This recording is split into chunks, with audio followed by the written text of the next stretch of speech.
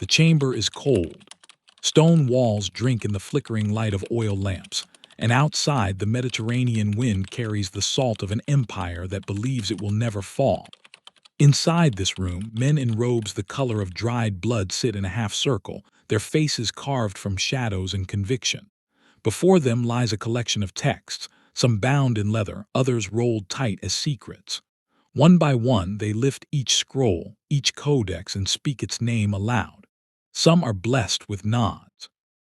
Others are set aside into a separate pile, and those will never see the light of a congregation again. One book is held longer than the rest. It is old, older than the men holding it, older than the councils that came before this one.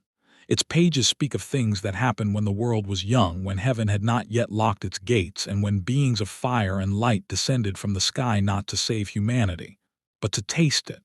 The man holding it reads a passage in silence. His lips barely move. When he finishes, he closes it with a sound like a door being sealed. He does not speak. He simply places it on the left.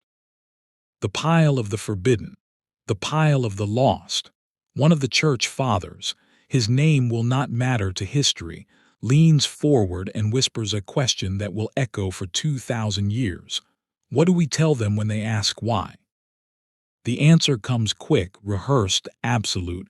We tell them it was never scripture. We tell them it was the work of heretics. We tell them nothing.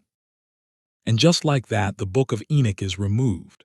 Not destroyed, no, that would draw too much attention, just forgot, buried under centuries of silence. But here is the thing about forbidden knowledge. It does not disappear. It waits. It whispers through cracks in history. And when someone finally dares to dig it back up, the world is never quite the same again.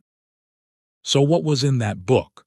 What did those men read that made them decide the faithful could not be trusted with it?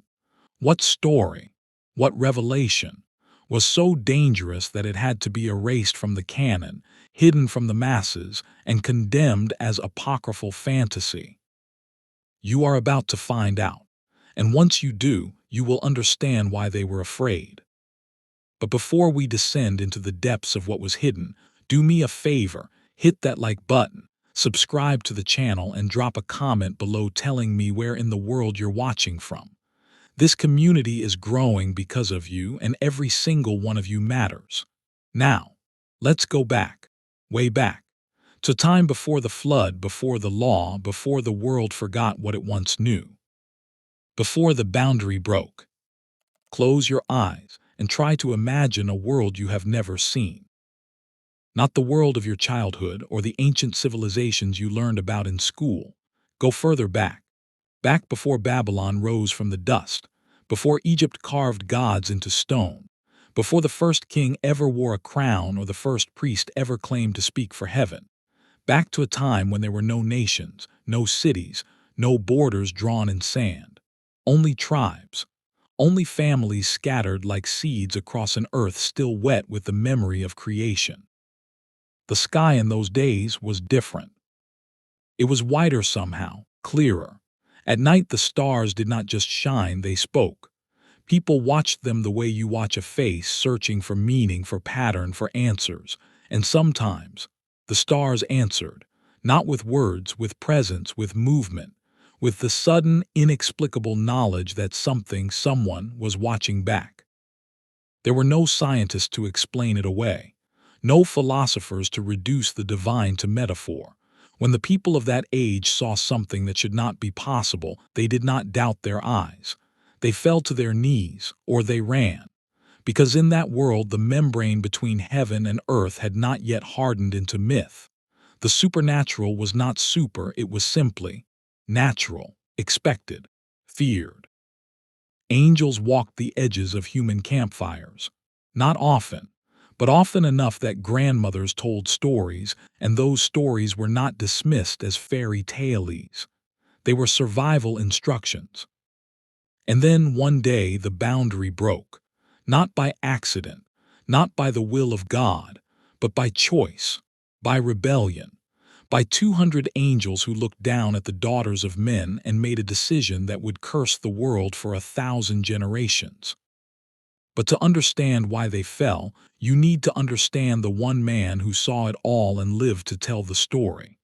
The one man who was chosen, not to stop it, but to witness it, to record it, to carry the testimony of what happens when heaven forgets its place. His name was Enoch, the seventh from Adam. He was born into a family line that still remembered the garden. Not Eden itself, no, that was already lost, already guarded by fire and sword. But his ancestors had walked with Adam. They had heard the stories firsthand, the cool of the day, the voice of God moving through the trees, the single choice that broke everything. Enoch grew up in the shadow of that memory, and it shaped him in ways that made him strange to his own generation. He did not live like the others. While other men spent their days tamming the earth, planting crops, raising herds, building walls around their fears, Enoch walked. He walked alone, often for days, into the places where the land had no name and the silence was thick as water. People thought he was mad or holy. In that world, the two were hard to tell apart. But Enoch did not walk aimlessly. He walked with something, someone. A presence that never left him, that guided his steps and whispered truths into his spirit that no human teacher had ever taught him. The text will later say it simply: Enoch walked with God. But do not let the simplicity fool you. That phrase is not poetry. It is not metaphor. It is testimony. Enoch was a man who lived on the threshold between two worlds, and because of that, he saw what others could not, or would not. And what he saw, what he was shown, would one day be written down in a book so dangerous that the gatekeepers of faith would decide the world was better off without it. But the story does not begin with Enoch's visions. It begins with a mountain, with a pact, with 200 sons of heaven who stood at the edge of eternity and chose to step off. The descent of the Watchers. Mount Hermon rises from the earth like a spine of stone, its peak lost in clouds that never fully break. Snow clings to its heights even in summer, and at night, the wind that howls across its ridges sounds almost like singing, almost like weeping. It was here that they gathered. 200 of them, angels, watchers, the sons of God who had been given one task: observe, guard, report. Do not intervene, do not touch, do not desire. For ages, ages beyond human counting, they had obeyed. They had watched humanity crawl out of the dust, watched them learn to speak, to build, to dream. And for a long time, that was enough. But something changed.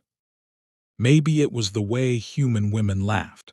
Maybe it was the curve of a neck in lamplight, or the sound of a song drifting up from a valley at dusk.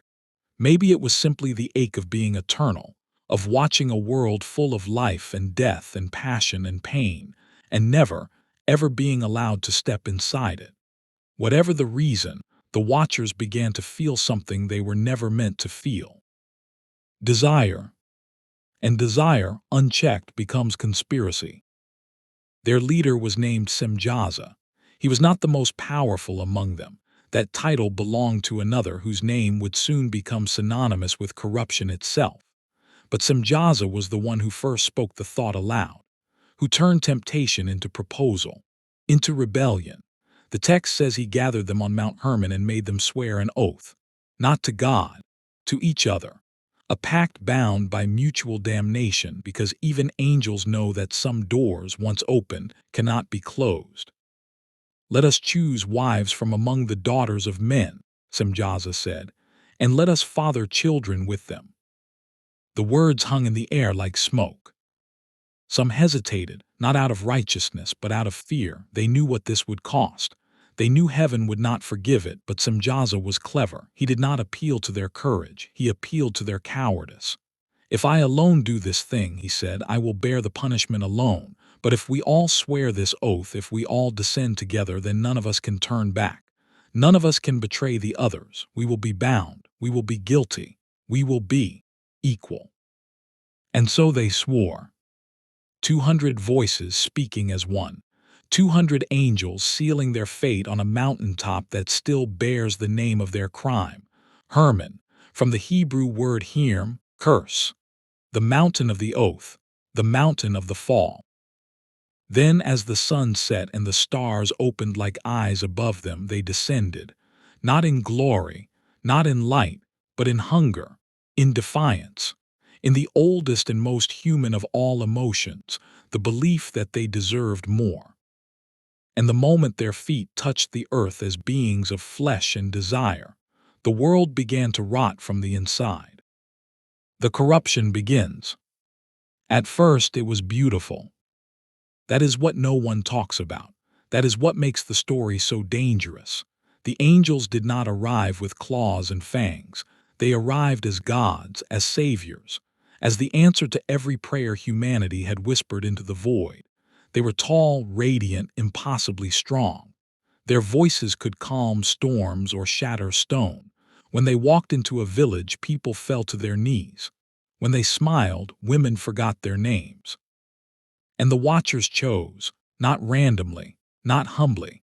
They chose the most beautiful, the daughters of chieftains, the wives of warriors, the young women whose faces launched not ships, but doom. And those women, dazzled and overwhelmed and powerless, became their brides. But the watchers did not come empty-handed. They brought gifts, knowledge, secrets that had been kept in heaven since the foundation of the world. And this is where the corruption truly begins, because the watchers did not just take human wives. They did not just sire half-breed children who should never have existed. They did something worse. They taught. Azazel taught men to forge swords, to smelt bronze and iron into blades that could pierce flesh and shatter bone. Before him, humanity had tools. After him, they had weapons. War ceased to be a skirmish and became an industry. Blood flowed in rivers. Semjaza taught the art of enchantment, of root-cutting and spell-binding, of twisting the natural world into unnatural shapes through will and word. Magic, in other words, not the fantasy kind, the kind that opens doors that should stay locked. Armaros taught counterspells, Barakel taught astrology, Akibil taught signs, Tamil taught the movements of the stars and how to read futures written in light. Asaradal taught the cycles of the moon and how to pull power from its phases. And then there was Gadriel. His gift was the cruelest. He taught women the art of adornment, of cosmetics, of seduction. He taught them to paint their eyes, to expose their bodies, to weaponize beauty. And in doing so, he did not just corrupt women, he corrupted the gaze. He turned desire into idolatry. He made flesh into a god. The text of Enoch does not condemn these teachings because they are inherently evil. It condemns them because humanity was not ready. These were not gifts. They were grenades handed to children. Knowledge without wisdom. Power without restraint. And the result was predictable. Humanity did not ascend. It devoured itself. But the knowledge was only half the curse. The other half had names, had faces, had appetites that could never be satisfied. The children born from the union of angels and human women were not like other children. They did not cry softly in the night or cling to their mother's skirts. From the moment they drew breath, they were wrong. Too large, too strong, too hungry. The midwives who delivered them spoke in whispers afterward, their hands still shaking, their eyes hollow with the memory of something that should not have been pulled into this world. The text calls them Nephilim. In Hebrew, the word means fallen ones, but it also carries another meaning, darker and more precise, those who cause others to fall. And that is exactly what they did. These were not misunderstood creatures. They were not tragic heroes born into a world that feared them. They were predators, parasites, giants whose shadows swallowed villages whole. They grew fast, impossibly fast. A Nephilim child could reach the height of a grown man within a year. By the time they were adolescents, they stood twice as tall as the tallest human. Some texts say they reached 300 cubits, nearly 500 feet. Whether that is literal or symbolic does not matter. What matters is the terror they inspired.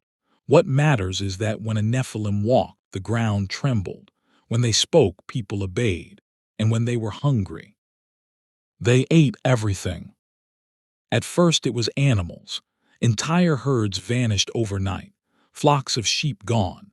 Cattle torn apart and consumed, bones and all. The people tried to adapt, tried to raise more, breed faster, but it was never enough. The Nephilim ate faster than the earth could provide. And so, they turned to the next available source of food. Humans. The Book of Enoch does not shy away from this.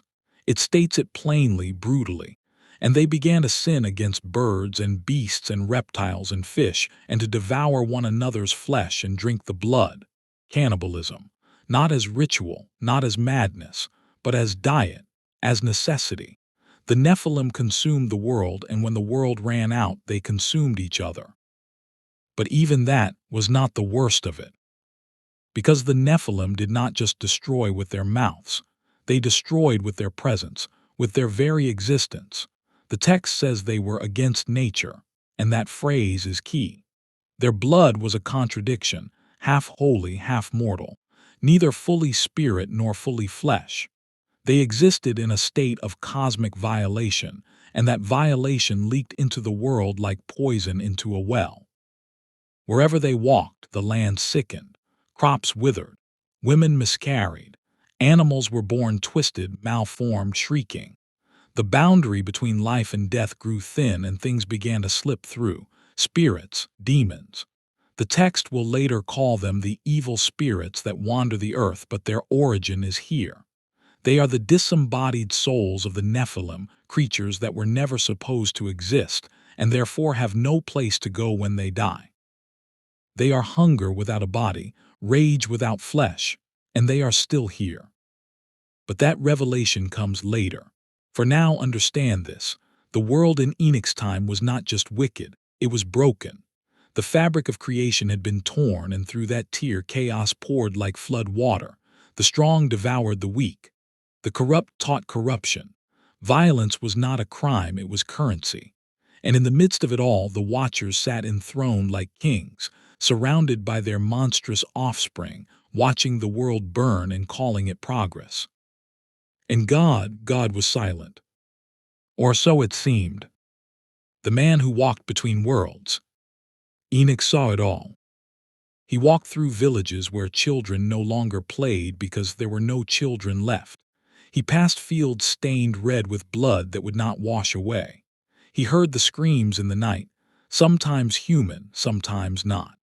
And he watched as people bowed down to the Watchers, not out of love, but out of terror.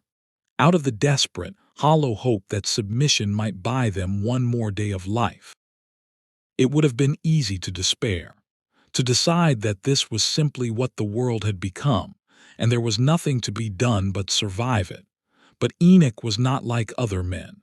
He still walked with God, and one day that walk took him somewhere no human had ever gone. He was taken. Not gently, not gradually. The text says he was carried off by angels, not the fallen ones, but the holy ones, the ones who had remained, the ones who still served the throne. They came for him in a whirlwind of fire and light, and when the wind subsided, Enoch was no longer on earth. He was in heaven. But this was not the heaven of harps and clouds and eternal rest. This was the heaven of thrones and wheels and eyes and wings that never stopped moving.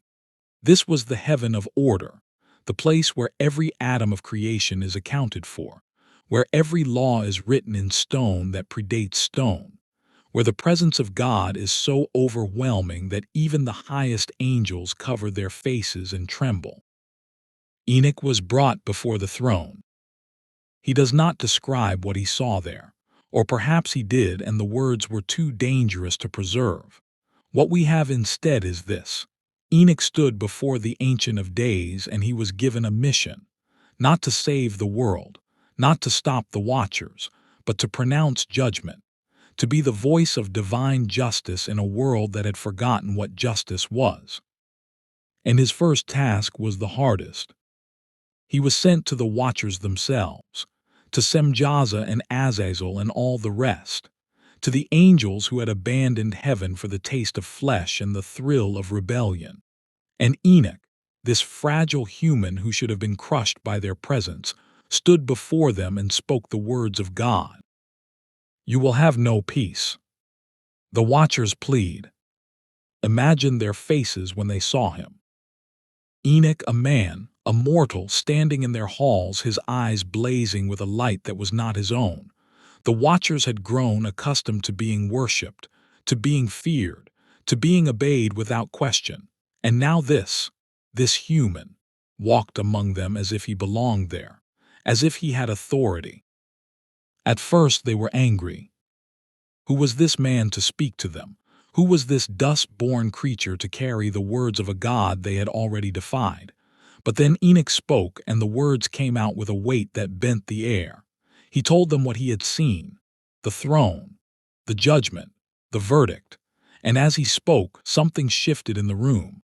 The watchers realized, perhaps for the first time since their descent, that they had miscalculated. They were afraid. Not of Enoch, of what was coming. The text says they trembled. These beings of fire and fury, who had toppled kingdoms and fathered monsters, trembled before the message of a man. And then they did something that reveals the depth of their delusion. They begged. They begged Enoch to intercede for them, to return to heaven and plead their case before God, to ask for mercy, for pardon, for a second chance. Write a petition for us, they said, that we may obtain forgiveness.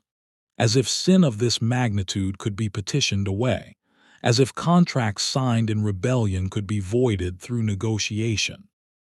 Enoch agreed, not because he believed it would work, but because he had been commanded to bear witness to everything, even their desperate, deluded hope. He wrote the petition. He carried it back to heaven, and he stood once more before the throne and read their words aloud. The response was not slow, it was not deliberate, it was immediate and absolute. No. Not no, but maybe later. Not no, but you can earn it back. Just no. The watchers had made their choice. They had broken a boundary that was never meant to be tested, and the punishment was already in motion. But here is the part that haunted Enoch, the part that he would carry with him for the rest of his unending life. The watchers were not the only ones being judged. The flood was not about rain. You have heard the story of Noah, the ark, the animals 2 by 2, the rain that lasted 40 days and 40 nights. You have heard it so many times that it has become a children's tale, a story about obedience and rainbows and fresh starts. But that is not the story Enoch saw. The flood, as described in the Book of Enoch, was not a weather event. It was a cleansing, a cosmic surgery to remove a cancer that had metastasized too far. The Nephilim could not be allowed to live. Their very blood was an abomination, part angel, part human, wholly wrong. And because the watchers had taught humanity things they were never meant to know, the knowledge itself had become a contagion. It had to be washed away, all of it. But there was a problem. The Nephilim were too strong, too many. Even God's faithful, the few who remained, could not fight them. A direct confrontation would have been a slaughter, so the solution was not battle, it was erasure. The flood was not punishment, it was surgery. Brutal, total, necessary. Enoch was shown this. He was shown the waters rising not from below, but from above, from the fountains of the great deep and the windows of heaven. He was shown the Nephilim clawing at the cliffs as the water climbed higher. He was shown their bodies sinking, bloated and broken, into the deep. And he was shown what happened next. Their spirits did not die. Because the Nephilim were half angel, they could not simply cease to exist. Their bodies drowned, but their souls, twisted, enraged, starving, remained. They became the demons, the evil spirits that wander the earth, seeking bodies to inhabit, lives to ruin, souls to corrupt. The flood killed their flesh, but it set their hunger free. And this is why the Book of Enoch was so dangerous, because it explains where demons come from, not from hell, not from Satan's rebellion alone, but from the unnatural union of angels and humans. It gives evil a genealogy, a history, a reason, and that makes it harder to dismiss, harder to fight. Because if demons are the ghosts of the Nephilim, then they are not just abstract forces of temptation. They are personal. They are the undead children of rebellion, and they will not rest until the world that drowned them drowns again. But what of the angels themselves? The ones who started it all. The ones who made the pact on Mount Hermon and broke the boundary between heaven and earth. Surely their punishment was death. Surely they were unmade, erased, cast into non-existence for what they had done. No, their sentence was worse. The Book of Enoch describes it in detail so vivid that you can almost hear the chains. The watchers were not destroyed. They were bound, imprisoned, locked away in a place the text calls the valleys of the earth, a prison beneath the world, in the deep places where light has never reached and never will. There they were chained with bonds that cannot be broken, in darkness that cannot be pierced, to wait. To wait for what?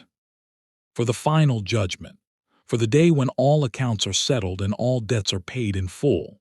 The text says they will remain in that prison for 70 generations, and then they will be dragged out into the open, brought before the throne, and cast into the lake of fire. Their punishment is not just confinement, it is anticipation. They know what is coming. They have known for thousands of years, and they cannot stop it, cannot escape it, cannot even speed it up. All they can do is wait in the dark and remember what they lost. But not all of them were imprisoned immediately. Azazel, one of the leaders, one of the worst, was given a special sentence. The text says he was bound hand and foot and cast into the desert, into a place called Dudil. There, he was buried beneath jagged rocks in a land of perpetual twilight, where the sun never fully rises and the stars never fully set. And he was told to wait there until the day of judgment, when he will be cast into the fire. The language is precise, clinical, cold. This is not poetry. This is a legal sentence being carried out by executioners who do not feel, who do not hesitate. The holy angels Michael, Raphael, Gabriel, Uriel are named as the ones who carry out the binding. They are not merciful. They do not weep for their fallen brothers. They simply obey. They chain them. They bury them. They leave. And the earth, for a moment, breathes easier. But the scars remain. The knowledge the watchers taught cannot be unlearned. The bloodlines they corrupted cannot be fully cleansed. Even after the flood, even after the Nephilim are drowned and their spirits set loose, the memory of what happened lingers. It seeps into mythology, into legend, into the stories every culture tells about gods who came down and slept with mortals, about giants who once walked the earth, about a time before time when the world was stranger and more terrible than it is now. The Greeks will call them Titans. The Norse will call them Jotun. The Sumerians will write of the Anunnaki. Every culture has a version of this story, and every version points back to the same event, the same crime, the same scar on the face of creation. And Enoch saw it all. The vision of judgment. But Enoch's journey was not finished. After delivering the message to the watchers, after witnessing their binding and the coming of the flood, Enoch was taken deeper, shown more. The angels did not just bring him to heaven once, they brought him again and again, each time revealing another layer of reality that human eyes were never meant to see. He was shown the structure of creation. Not metaphorically, literally. He describes the pillars that hold up the sky, the storehouses of snow and hail, the chambers where the winds are kept and released according to the seasons. He describes the paths of the sun and the moon, the gates through which they pass, the angels who guide their movements with precision that predates mathematics. He saw the machinery of the cosmos, the hidden gears and wheels that keep existence from collapsing into chaos. And then he was shown the places of punishment. Not just the prison of the watchers, but the other places, the holding cells for souls awaiting judgment. He describes a great mountain with hollow places carved into it, and in those hollow places the spirits of the dead are kept. Not all in the same place, not all in the same condition. The righteous are in light, the wicked are in darkness. And those in between, those who lived lives of neither great good nor great evil, are in a gray place, a waiting place, where they linger in uncertainty until the scales are finally read. Enoch describes it as a kind of sorting, a categorization of souls based not on what they believed but on what they did, on whether they fed the hungry or became the hunger, on whether they stood against corruption or profited from it, on whether they loved mercy or loved only themselves. And the categories are not neat.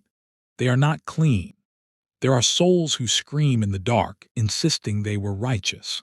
And there are souls in the light who weep, insisting they did not deserve it. Judgment, Enoch learns, is not simple. But it is sure, and it is coming for everyone, angels and humans alike, kings and beggars, the watchers in their chains and the merchants in their markets. No one is exempt. No one gets to plead ignorance. Because the law was written before the foundation of the world, and every soul that has ever lived will stand before it and give an account. Enoch was shown this not to terrify him, though it did, but to prepare him, because he was not just a witness. He was a scribe, and everything he saw, everything he was told, he was commanded to write down, to preserve, to pass on. And for a time he did. The books of Enoch. He wrote it all down. Not in one sitting, not in one book. Enoch's writings were a collection, a library of visions and testimonies and records of things that happened in heaven and on earth and in the spaces between. Some of it was historical, some of it was prophetic, some of it was cosmological, explanations of how the stars move, how the seasons turn, how time itself is measured by beings who exist outside of it. But the core of it, the heart of it, was the story of the Watchers. Because that story explained everything. It explained why the world was broken, why violence came so easily to human hearts, why there were spirits in the shadows that whispered lies and fed on fear. It explained the origin of demons, the existence of giants, the reason for the flood. And most dangerously of all, it explained that angels could fall, that beings of pure spirit, made in the image of God, entrusted with unimaginable power and knowledge, could choose evil. And if angels could fall, then no one was safe. Not priests, not kings, not the righteous, not the elect. Holiness was not a guarantee. It was a decision made new every day in the face of temptation that never sleeps. The Book of Enoch was a warning written in the blood of a world that forgot to be vigilant. And for centuries that warning was read. It was copied. It was quoted. It was believed. The early church fathers knew it.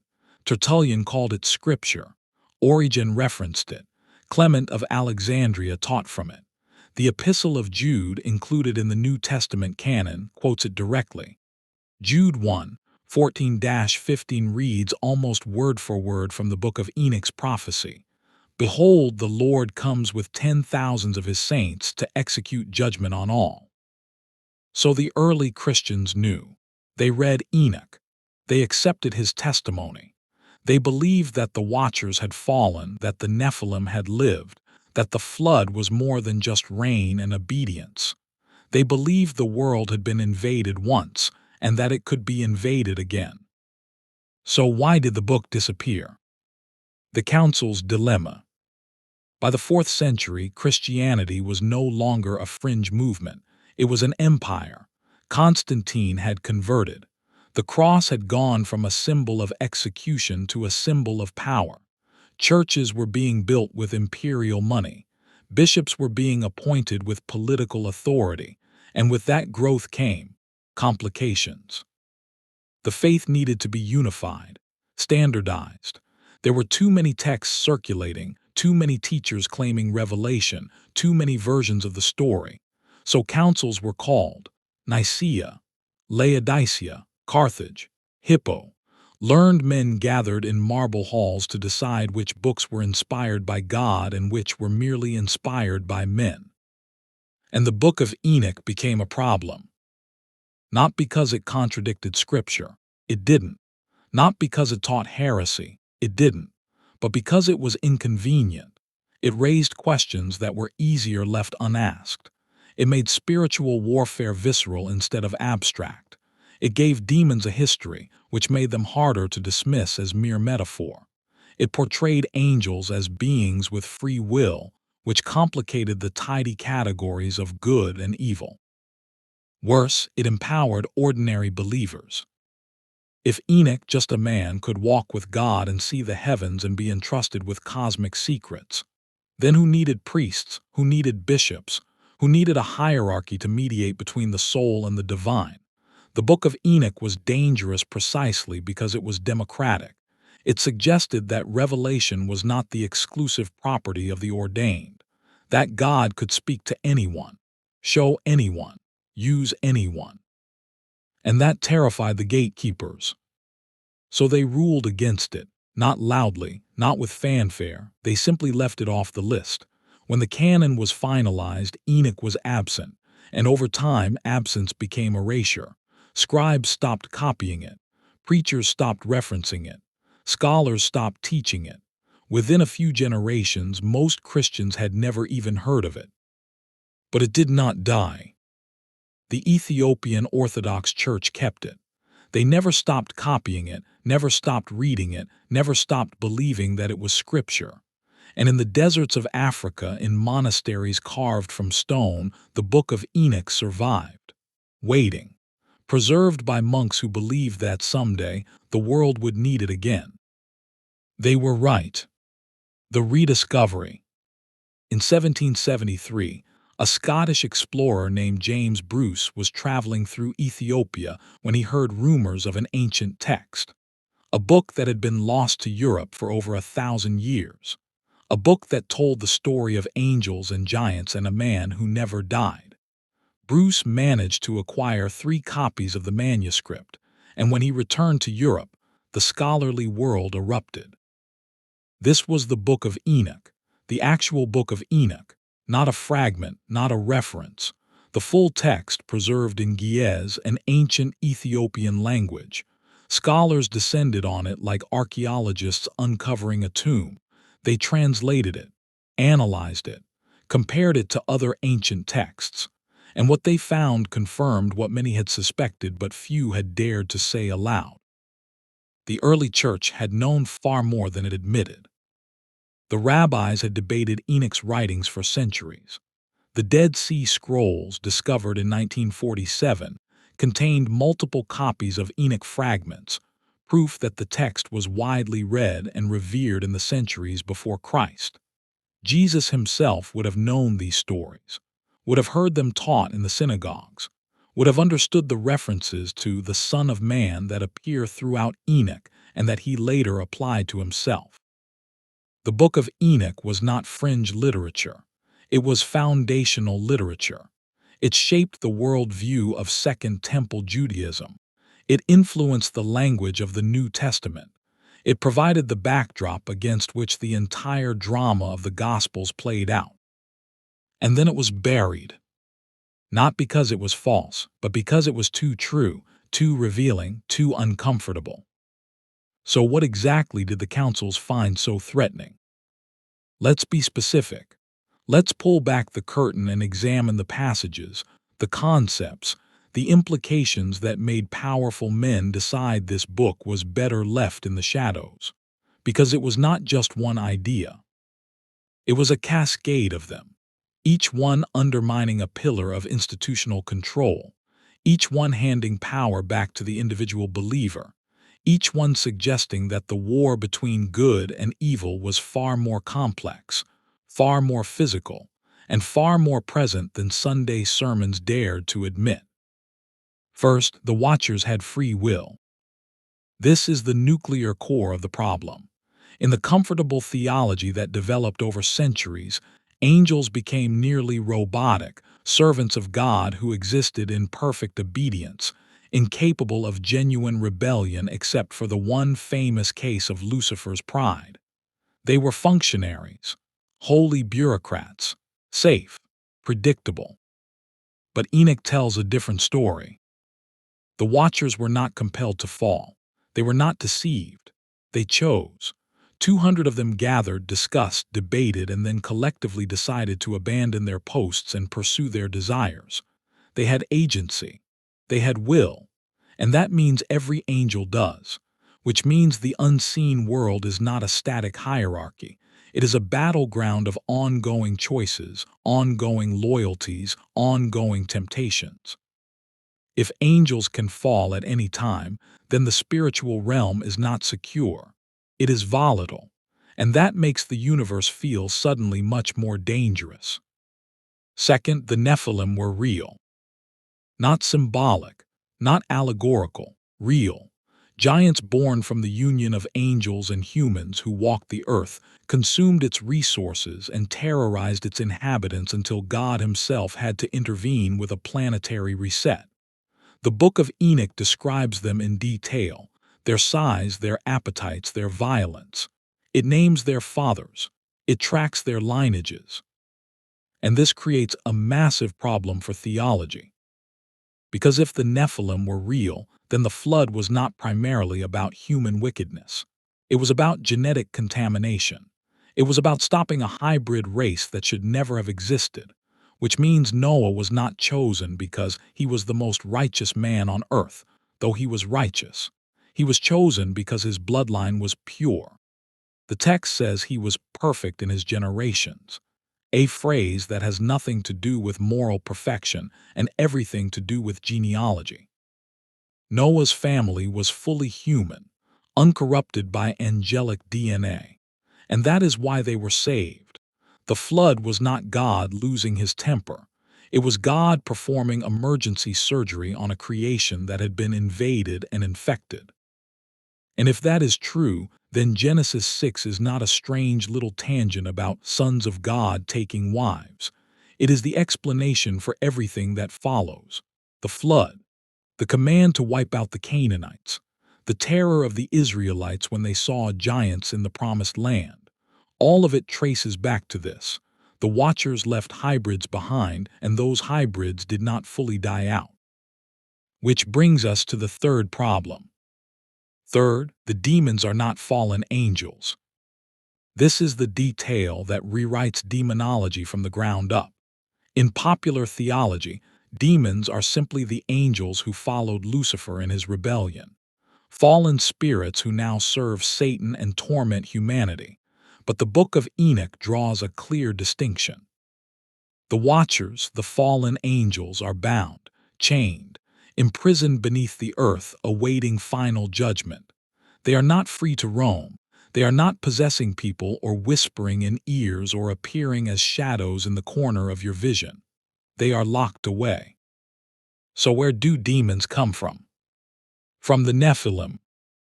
When the giants died in the flood, their bodies perished, but their spirits did not. Because they were half angel, they existed in a kind of liminal state, not fully mortal, not fully immortal. And when their flesh was destroyed, their souls were set loose, disembodied, hungry, enraged. These are the demons, the unclean spirits, the beings that wander the earth seeking rest and finding none, as Jesus described them. They are not ancient angels. They are ancient corpses, or rather the ghosts of corpses, the undead children of a rebellion that should never have produced children. And because they were never supposed to exist, they have no place in the afterlife. They cannot go to heaven. They cannot even go to hell yet. So they wander, and they crave. They crave bodies because they lost theirs. They crave worship because they remember being worshipped. They crave destruction because they blame humanity for their fate. If humans had never been created, the Watchers would never have fallen. If humans had never existed, the Nephilim would never have been born into a doomed existence. Demons, according to Enoch, do not just hate humanity. They resent humanity on an existential level. And the fourth problem, perhaps the most dangerous of all. Fourth, spiritual warfare is not a metaphor. In modern Christianity, spiritual warfare has been sanitized into a self-help concept. It is about battling negative thoughts, resisting temptation, putting on the armor of God in a symbolic sense. It is all very internal, very psychological, very safe. But the Book of Enoch describes warfare that is visceral, physical, territorial, angels and demons fighting over nations, over bloodlines, over altars and high places and gates. The text describes angelic beings as warriors, armed, strategic, brutal when necessary. Michael is not a comforting presence. He is a general. Raphael is not a gentle healer. He is an enforcer. And if that is true, if the unseen war is that concrete, then every prayer is a deployment. Every act of worship is a declaration of allegiance. Every choice to do good or evil shifts the balance of power in a conflict most people do not even know they are part of. The Book of Enoch takes the invisible and makes it visible, and visibility demands response. You cannot ignore a war you can see. You cannot remain neutral when the stakes are laid bare, and that is precisely why it was suppressed. Because a church built on mediation, on priests and sacraments and institutional authority, cannot afford to have its members fully awake, fully aware, fully empowered by the knowledge that they are not spectators in a divine drama, but soldiers in an ancient war that is still being fought. The threads that remain. But here is the thing the councils could not erase: the echoes. Even though the Book of Enoch was removed from most canons, its influence could not be scrubbed from the texts that remained. The fingerprints are everywhere. You just have to know where to look. Genesis 6, 1-4 is the most obvious. When human beings began to increase in number on the earth and daughters were born to them, the sons of God saw that the daughters of humans were beautiful, and they married any of them they chose. The Nephilim were on the earth in those days, and also afterward, when the sons of God went to the daughters of humans and had children by them. That passage makes no sense without the context Enoch provides. Who are the sons of God? Why does their intermarriage with humans produce giants? Why does this event immediately precede the flood? The text gives no explanation. It just drops the information and moves on. But with Enoch, it becomes clear. Genesis 6 is not a self-contained story. It is a reference, a footnote to a larger narrative that the original audience would have known by heart. Then there is Jude. The Epistle of Jude, one of the shortest books in the New Testament, quotes the Book of Enoch by name. Jude 1:14-15 says, "Enoch, the seventh from Adam, prophesied about them. See, the Lord is coming with thousands upon thousands of his holy ones to judge everyone." That is a direct citation. Jude is not paraphrasing. He is quoting Enoch's prophecy as authoritative, inspired scripture. And then in Jude 1:6, he writes, "And the angels who did not keep their positions of authority but abandoned their proper dwelling, these he has kept in darkness, bound with everlasting chains for judgment on the great day." That is not Genesis. That is not Psalms or Isaiah. That is Enoch, the imagery of angels abandoning their dwelling, being bound in darkness, awaiting final judgment, that comes straight from the Book of Enoch. Jude is assuming his readers know the story. He is building his argument on its foundation. 2 Peter does the same thing. God did not spare angels when they sinned, but sent them to hell, putting them in chains of darkness to be held for judgment. 2 Peter 2:4. Again, the language of binding, chains, darkness, and delayed judgment is pure Enoch. It appears nowhere else in the Hebrew scriptures with this level of detail. And then there is Jesus himself. Throughout the Gospels, Jesus refers to himself as the Son of Man, over and over. It is his preferred title, not Messiah, not King, not Lord, Son of Man. And while that phrase appears in the Old Testament, most notably in Daniel, it is in the Book of Enoch where it takes on its full cosmic meaning. In Enoch's visions, the Son of Man is a pre-existent heavenly figure who sits on the throne of glory, who judges the nations, who executes justice on behalf of the oppressed. He is both human and divine, both judge and savior. And Enoch sees him in the throne room of God, radiant and terrible, before whom even the angels bow. When Jesus uses that title, he is not just calling himself human. He is invoking a tradition, a prophecy, a vision that every first-century Jew would have recognized. He is saying, "I am the one Enoch saw," and the religious leaders of his day understood exactly what he was claiming. That is why they accused him of blasphemy, not because he called himself the Son of Man, but because they knew what that title meant in the Enochic tradition. The threads are there, woven into the fabric of the New Testament, impossible to fully remove without unraveling the whole tapestry. The Book of Enoch was removed from the canon, but its theology remained. Its worldview remained. Its understanding of the unseen war, the fall of angels, the origin of demons, the coming judgment, all of it survived, hidden in plain sight. And once you see it, you cannot unsee it. The mystery of Enoch's departure. But we have not yet answered the most perplexing question of all. What happened to Enoch himself? Genesis tells us in a single verse that has puzzled scholars for millennia. Enoch walked faithfully with God. Then he was no more because God took him. Genesis 5:24. That's it. No death, no burial, no grave, just taken. The Hebrew word is lakach, which means to take, to fetch, to carry away. It is the same word used when Elijah is carried up to heaven in a whirlwind. But the Book of Enoch gives us more. It tells us Enoch did not just vanish. He was transformed, taken up into the heavenly realm not as a ghost, not as a soul separated from a body, but as a living human being who was translated, changed, into something that could exist in the presence of God without being consumed. The text describes Enoch standing before the throne, and an angel telling him, "Enoch, you scribe of righteousness, go and make known to the watchers of heaven who have abandoned the high heaven and the eternal place. You will have no peace." Notice the phrasing. Enoch is called a scribe, not a prophet, not a priest, a scribe. His job is not to receive revelation for himself, but to record it, to write it down, to preserve it for generations that will come thousands of years later. He is the original whistleblower, the first investigative journalist of the divine. And because of that role, he could not die, not yet.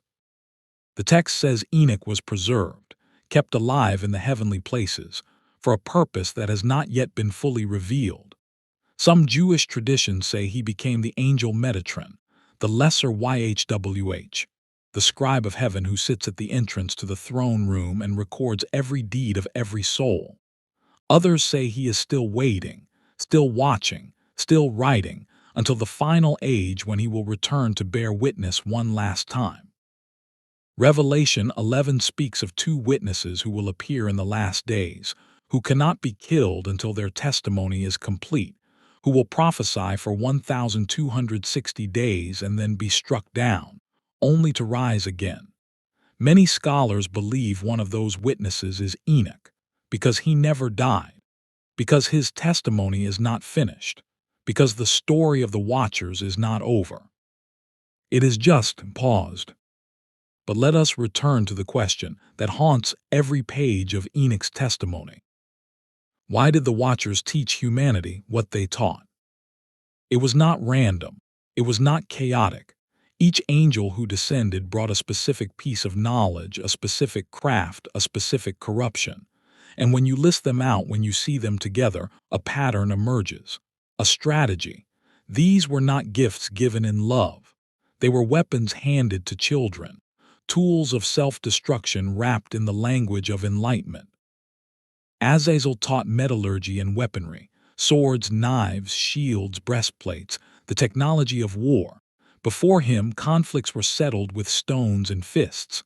After him, blood flowed in rivers. Armies rose.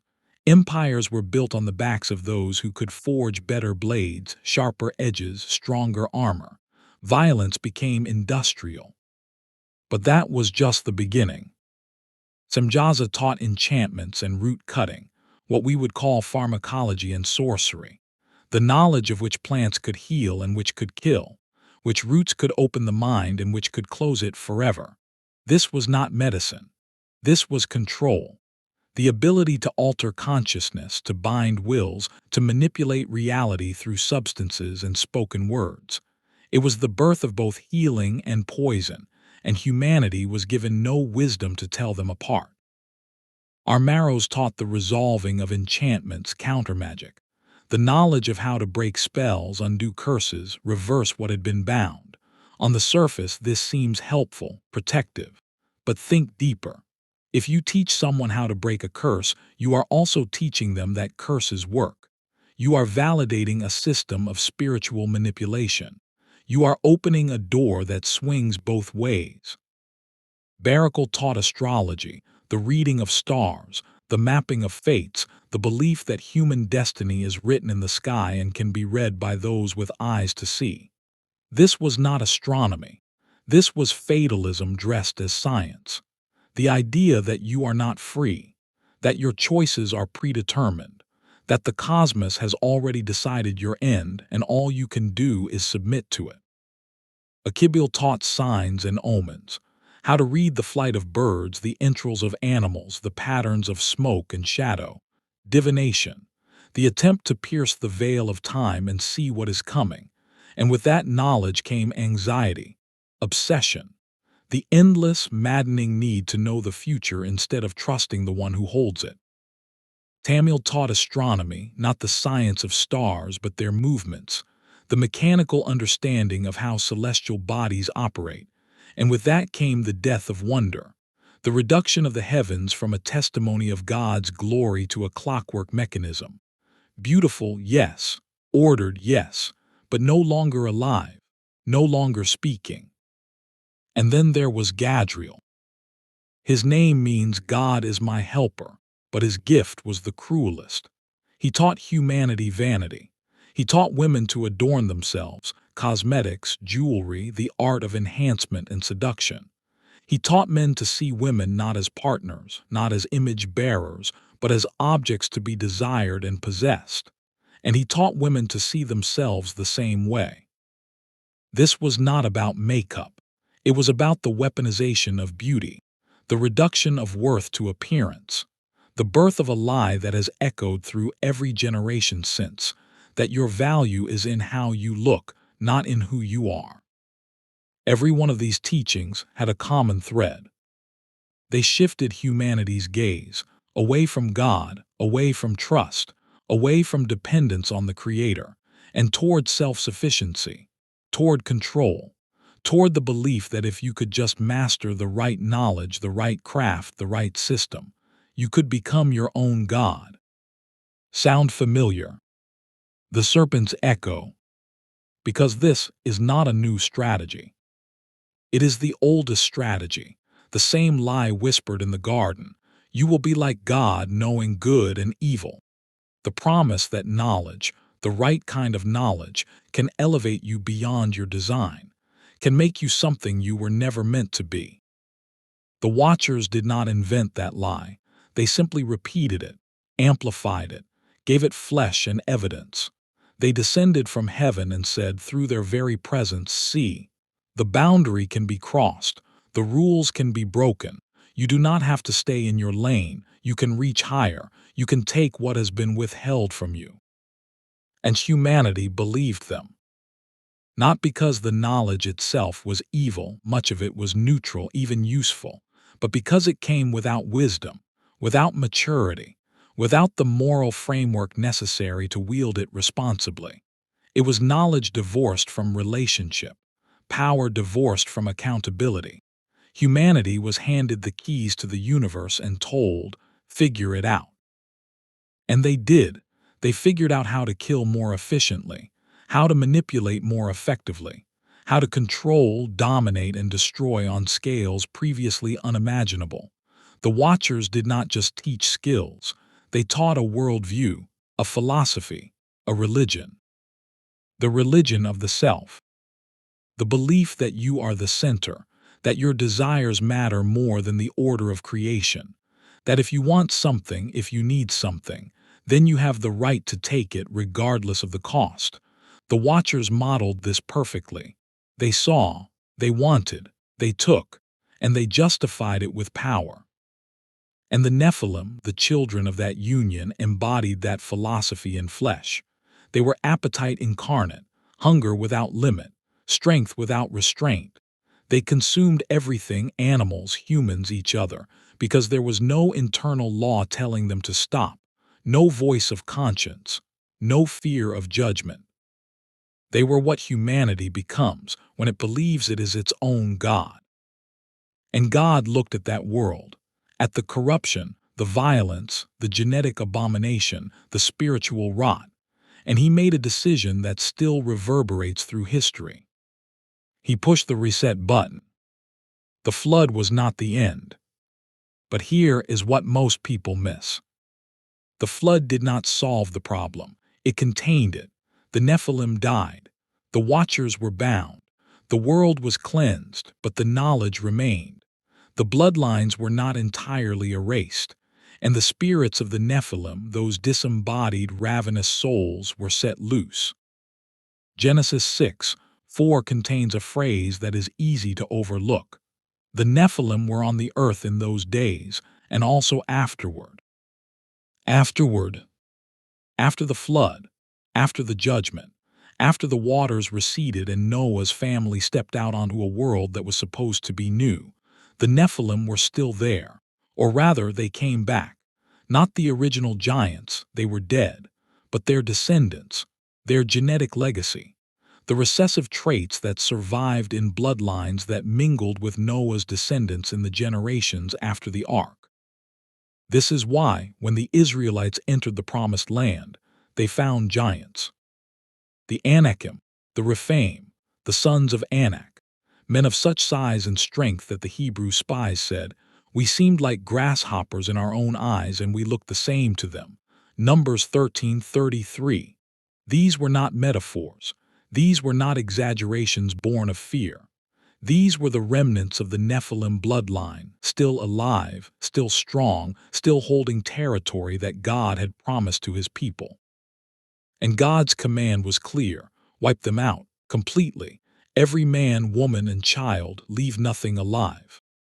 For centuries, critics have pointed to these passages as evidence of a cruel, genocidal God, but the Book of Enoch reframes the entire narrative. This was not ethnic cleansing. This was genetic cleansing. The Canaanite tribes were not being destroyed for their culture or their land. They were being destroyed because they carried the corrupted bloodline of the Watchers. They were hybrids, abominations, and if they were allowed to survive, to spread, to intermarry with Israel, the entire plan of redemption would be compromised. Because the Messiah had to come through a pure human line, fully human, not partangel, not Nephilim, human. And if the bloodline of Abraham, Isaac, and Jacob became corrupted, there would be no Savior, no incarnation, no redemption. The destruction of the giants was not cruelty. It was surgery, brutal, necessary, and tragically incomplete, because the giants kept coming back, in different forms, in different places. Goliath was one of the last, a Rephaim, a remnant of the ancient corruption, standing 9 feet tall, mocking the armies of the living God. And a shepherd boy with a stone brought him down. The war continues. But the giants are not the real story. They never were. The real story is the war that never ended, the conflict that began when the Watchers descended and will not conclude until the final judgment. It is a war most people do not see because it is not fought with swords and shields. It is fought in thoughts, in choices, in the slow, steady erosion of truth. The demons, the spirits of the Nephilim, are still here, still wandering, still seeking. The New Testament is full of them. Jesus casts them out constantly. They recognize him. They fear him. They beg him not to send them to the abyss before the appointed time. Matthew 8:29. Before the appointed time. They know there is a clock, a countdown, a day when their wandering will end and their judgment will begin. But until then, they are free to roam, to whisper, to influence, to possess when they find an opening. And here is the question Enoch forces us to ask. What is an opening? The text suggests it is more than just moral failure. It is more than sin in the generic sense. The demons are drawn to the same things their fathers were drawn to: forbidden knowledge, corrupt sexuality, violence, the blurring of boundaries, the pursuit of power without accountability. Wherever humanity reaches for what it was not meant to have, the spirits of the Nephilim gather like flies to a wound. They do not force their way in. They do not need to. They simply wait for the door to be opened. And when someone says, "I will decide for myself what is right and wrong," when someone says, "I will take what I want regardless of the cost," when someone says, "I will be my own God," the door swings wide. And something walks in. This is why the Book of Enoch was suppressed, because it makes spiritual warfare concrete. It gives the enemy a history, a motive, a strategy. And once you understand the strategy, you can fight it. But if you remain ignorant, if you believe demons are just vague forces of temptation, or worse, that they do not exist at all, then you cannot fight what you do not see. You become easy prey. The Testament of the 12 Patriarchs. But Enoch was not the only one writing about this. In the centuries between the Old and New Testaments, a collection of texts emerged known as the Testament of the 12 Patriarchs. These were purportedly the final words of Jacob's 12 sons, each one giving a deathbed speech to his descendants, warning them of the spiritual dangers ahead. And over they reference the Watchers, the spirits, the war. Reuben's testament warns about sexual immorality, and he traces it directly back to the Watchers. For thus they allured the Watchers who were before the flood. For as these continually beheld them, they lusted after them, and they conceived the act in their mind. Naphtali's testament speaks of the corruption of the natural order, how the Watchers changed the order of their nature and brought chaos into creation. These texts were widely read in the Second Temple period. They shaped Jewish thought, and they all assumed without question that the story of the Watchers was true, historical, foundational. Jesus would have known these texts. The disciples would have known them. Paul would have referenced them. When Paul writes about spiritual warfare in Ephesians, about principalities and powers, about rulers of the darkness of this age, he is not inventing a new concept. He is building on a tradition that goes back to Enoch. For we do not wrestle against flesh and blood, but against principalities, against powers, against the rulers of the darkness of this age, against spiritual hosts of wickedness in the heavenly places. Ephesians 6:12. That language, principalities, powers, rulers of darkness, comes straight out of the Enochic worldview. The idea that there is a hierarchy of evil, that demons are not all equal, that some are bound, some are free, some are weak, some are ancient and powerful, that the war is organized, strategic, ongoing. And if that is true, if the war is real, then neutrality is not an option. The Book of Enoch does something most religious texts avoid. It names them. Not just the Watchers, but their hierarchy, their divisions, their specific corruptions. It pulls back the curtain on the invisible infrastructure of evil and shows you how it is organized. This is not vague spiritual language. This is intelligence, a breakdown of the enemy's structure, written by a man who saw it firsthand. Azazel was the leader of the 200, the one who conceived the pact, who convinced the others to swear the oath. His name means name of the rebel, and his role was coordination. He organized the descent. He negotiated the terms. He made sure every watcher was bound to the others through mutual guilt. He understood that rebellion succeeds not through individual courage, but through collective complicity.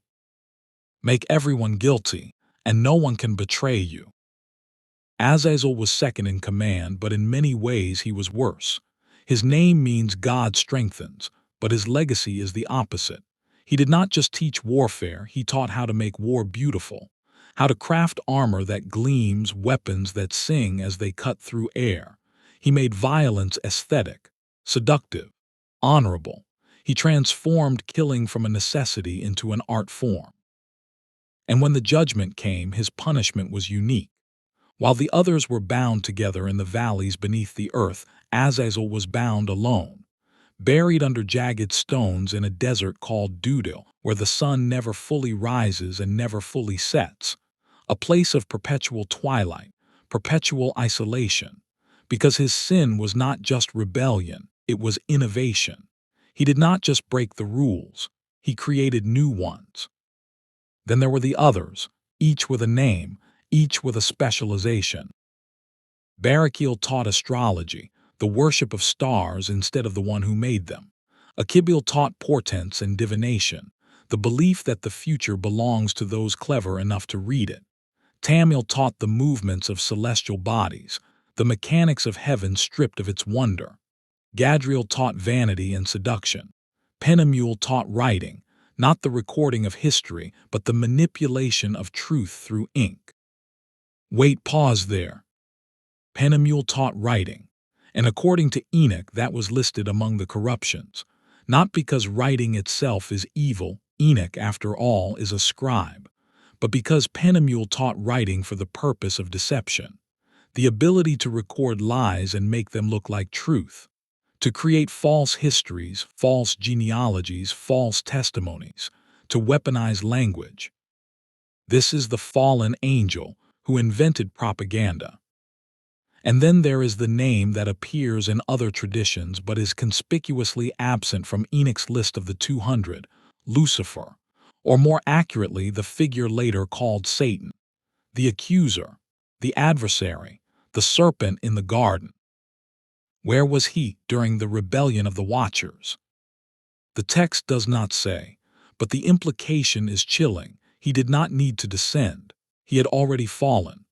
Long before the Watchers made their pact on Mount Hermon, the serpent had already whispered his lie in Eden. He had already been cast down. And when the Watchers fell, they were not joining him in rebellion. They were imitating him. He was the model, the prototype, the proof that angels could defy God and survive, at least for a time. And if the Watchers were imitating Satan's rebellion, then their strategy reveals his. It is not about direct confrontation. It is about corruption, about taking what God made good and twisting it just enough that it becomes poison, about offering knowledge that leads to death, about giving power that destroys the one who wields it. The Watchers did not attack humanity. They seduced it. They offered gifts. They made themselves indispensable. They became gods in the eyes of mortals. And by the time humanity realized the cost, it was too late. The same strategy is still in play. The return of forbidden knowledge. Look around the modern world and ask yourself, what has changed? Humanity is more educated than ever, more technologically advanced, more connected. We have mapped the genome, split the atom, landed robots on Mars. We have access to more information than every previous generation combined. Knowledge is no longer hidden in temples or hoarded by priests. It is free, universal, democratized. And yet we are not wiser. We have weapons that can end civilization in minutes. We have surveillance systems that track every movement, every word, every transaction. We have algorithms that know what you want before you want it, that can manipulate your emotions, your beliefs, your choices. We have gene editing technology that allows us to rewrite the code of life itself, to play God with the building blocks of creation. We have the knowledge of the Watchers, and just like the ancients, we have no wisdom to wield it. Azazel taught weaponry. Now we have drones that kill with precision, autonomous systems that decide who lives and who dies without human input. We have made war so efficient, so distant, that the person pulling the trigger does not even have to see the face of the one who falls. Semjaza taught enchantments and pharmaceuticals. Now we have industries built on altering consciousness, legal and illegal, medicinal and recreational. Substances that numb, that heighten, that addict, that control. And behind them, corporations that profit from dependency, from the slow erosion of will. Barakiel taught astrology. Now we have algorithms that predict behavior, that sort people into categories, that tell you who you are based on your data. We do not read the stars, we read the code. But the result is the same: fatalism. The belief that you are what the system says you are, that your choices are predictable, that you are not truly free. Gadriel taught vanity. Now we have entire industries built on image, social media platforms that monetize insecurity, filters that erase reality. A generation raised to believe their worth is measured in likes, in followers, in the carefully curated performance of a life that does not actually exist. And Penamul's gift, the manipulation of truth through writing, has reached its apex. We live in an age of deepfakes, of AI-generated text, of narratives crafted and distributed at scale. Truth is no longer objective. It is negotiable, malleable, a product to be marketed. The Watchers are bound, but their teachings are not. The knowledge they unleashed has simply evolved, adapted, and spread. And the spirits of the Nephilim, those hungry, wandering, disembodied souls, are thriving in a world that has opened every door they need. Why Enoch still matters. So why does this matter now? Why does a book written thousands of years ago, about events that happened before the flood, have anything to say to a world of smartphones and space stations? Because the war has not changed, only the weapons have. The strategy is the same. Seduce humanity with knowledge it is not ready for. Give it power without wisdom. Blur the boundaries between the sacred and the profane. Normalize the abnormal. Make the forbidden seem inevitable. And then stand back and watch it consume itself. The Book of Enoch was not banned because it was irrelevant.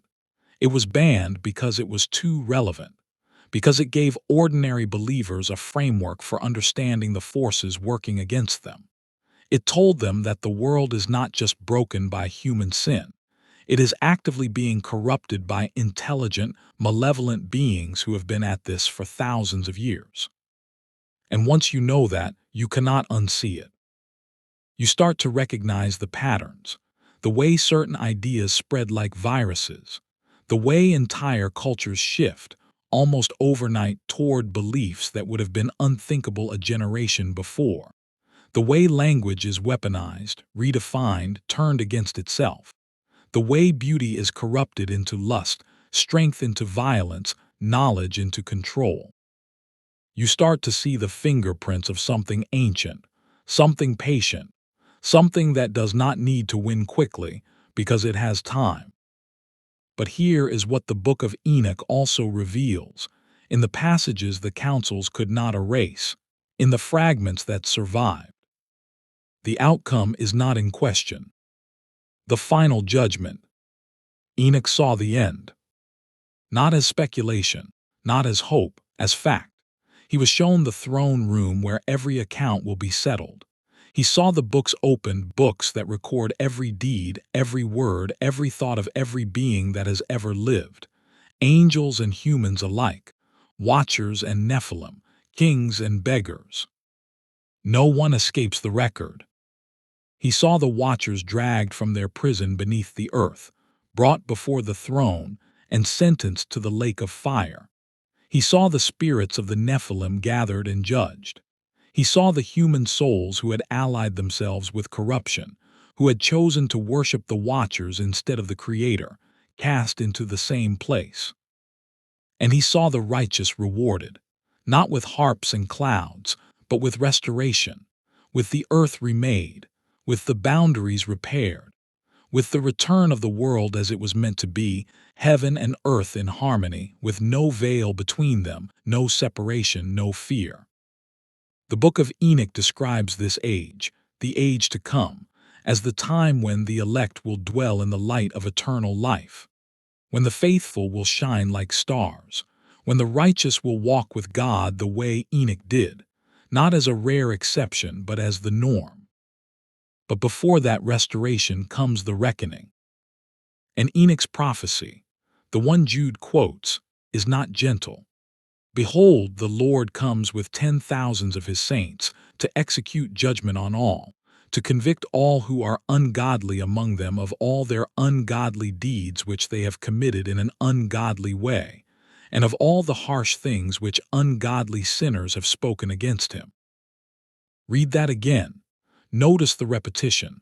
Ungodly, ungodly, ungodly. It is not poetry, it is emphasis. It is legal language, a charge being read aloud in a courtroom where the verdict has already been decided. The watchers will be judged for abandoning their posts, the Nephilim for their violence, the demons for their deception, and humanity will be judged for what it chose to worship. Because that is the core issue, not sin in the abstract, but allegiance. Who did you serve? What did you bow to? Did you recognize the Creator and live in gratitude and humility? Or did you make yourself the center, reaching for godhood, consuming the world in your hunger? Enoch's message is not complicated. It is just uncomfortable. You cannot serve two masters. You cannot walk with God and walk with the watchers. You cannot claim neutrality in a war where both sides have already declared your allegiance. The question is not whether judgment is coming. The question is, which side of it will you be on? The silence that speaks. There is one more thing the Book of Enoch reveals that makes the institutional church deeply uncomfortable. Enoch was not a priest. He was not a Levite. He was not anointed by a council or ordained by a hierarchy. He was just a man who walked with God, and because of that walk, that relationship, he saw what priests never saw. He was entrusted with secrets that the religious elite were never given. This terrifies institutions. Because if Enoch could walk with God, then anyone can. If Enoch could receive revelation, then revelation is not controlled by gatekeepers. If Enoch could be taken up into heaven without dying, then the normal rules do not apply. The Book of Enoch democratizes access to the divine. And that is unacceptable to systems built on mediation, to hierarchies that derive their power from being the exclusive conduit between God and humanity. The message of Enoch is that you do not need a priest to walk with God. You do not need a ritual or a sacrament or a building. You just need to walk, faithfully, daily, with your eyes open and your heart surrendered. And if you do, you will see what others cannot. You will be shown what others are not ready for. You will be trusted with truth that the world calls dangerous. This is why the book was suppressed, not because it contradicted Scripture, but because it empowered the individual believer at the expense of institutional control. It gave ordinary people a weapon, knowledge, understanding, the ability to see through deception. And systems built on deception cannot allow that. But the silence itself is revealing. The fact that the book was removed, that it was hidden, that its very existence was denied for centuries, that is proof of its power. You do not suppress weak ideas. You do not ban irrelevant texts. You only silence what threatens you. And the Book of Enoch threatens every structure built on lies. While the Western Church erased Enoch from its canon, there was one place that never let it go. Ethiopia. For over 2,000 years, the Ethiopian Orthodox Church preserved the Book of Enoch as scripture, not as apocrypha, not as interesting historical literature, as canon, as divinely inspired, authoritative, essential. They copied it, they taught it, they structured their theology around it. And when European explorers finally stumbled upon their manuscripts in the 18th century, the Western world was forced to confront an uncomfortable truth.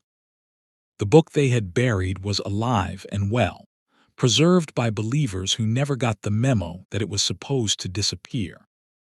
Why Ethiopia? The answer is part geography, part providence.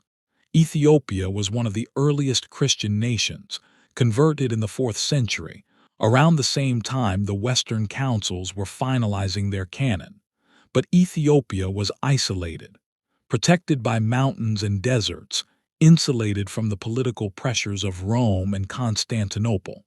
They received the faith, but they were not controlled by the empire. And so when the councils met and decided which books were in and which were out, Ethiopia simply disagreed. They looked at the Book of Enoch, this ancient text that explained Genesis 6, that was quoted by Jude, that shaped the theology of the early church, and they said, "This is Scripture, we are keeping it." And they did, through Muslim conquests, through colonialism, through wars and famines and centuries of isolation. Monks in stone monasteries, perched on cliffs that seemed to touch the sky, copied the text by hand, generation after generation, ensuring that the testimony of Enoch would survive. It is almost poetic. The man who never died, whose words were buried by the powerful, was kept alive by the faithful in the highlands of Africa, hidden in plain sight, waiting for the moment when the world would be ready to hear what it had tried to forget. That moment came in 1773 when James Bruce arrived in Ethiopia and was handed 3 manuscripts. He carried them back to Europe, and the scholarly world erupted. Debates raged. Translations were made. Comparisons to the Dead Sea Scrolls would later confirm this was the real thing, not a medieval forgery, not a corruption. The actual Book of Enoch, preserved almost exactly as it had been read 2,000 years earlier. The Ethiopian church had been right all along. The Dead Sea Scrolls confirm it. But it was not until 1947 that the final piece of evidence emerged. A Bedouin shepherd, searching for a lost goat in the cliffs near the Dead Sea, threw a stone into a cave and heard the sound of breaking pottery. Inside that cave, and in several others nearby, were jars, and inside those jars were scrolls, hundreds of them, ancient manuscripts hidden away 2,000 years earlier during the Roman siege of Jerusalem by a Jewish sect known as the Essenes. Among those scrolls were fragments of the Book of Enoch.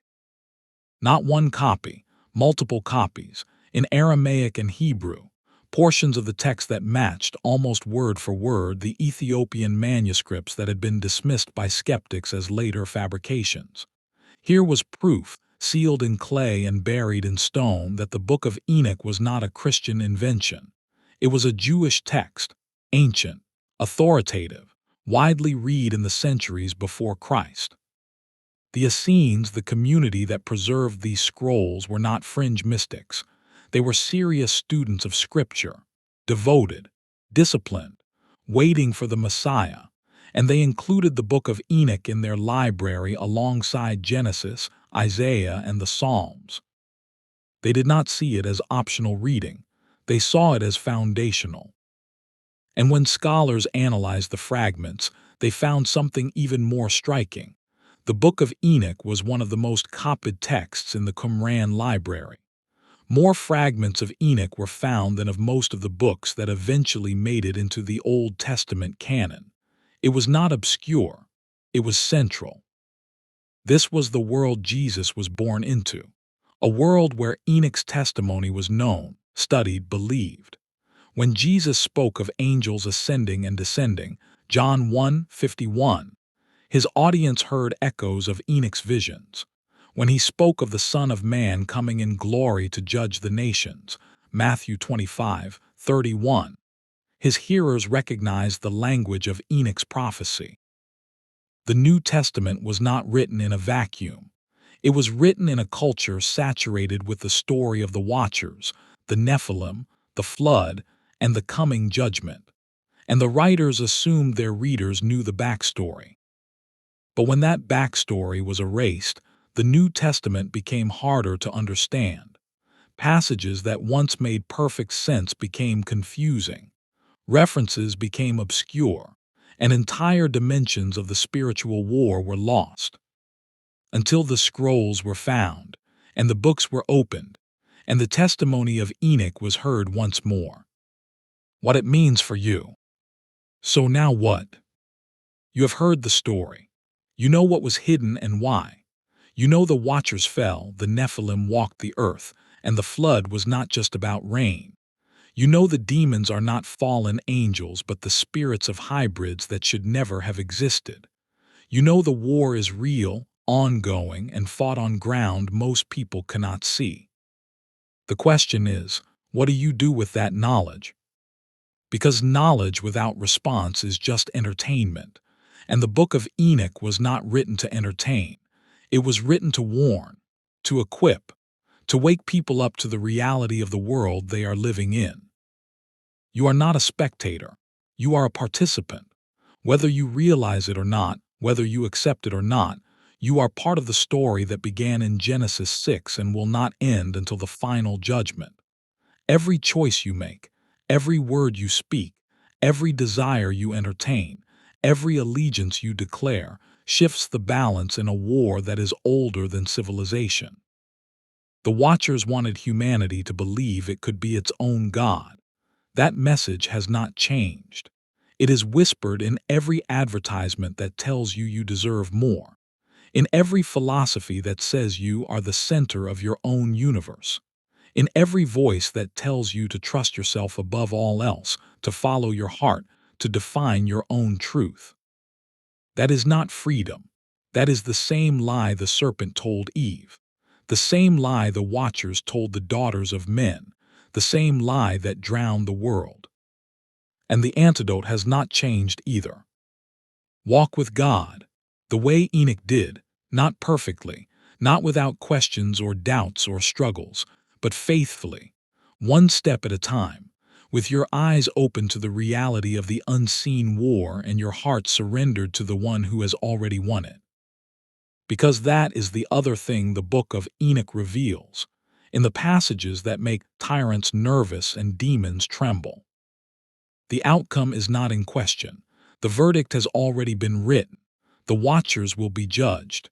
The demons will be cast out. The corruption will be burned away. And those who walked with God, who chose his side in the war, who resisted the seduction of forbidden knowledge and easy power, will inherit the earth.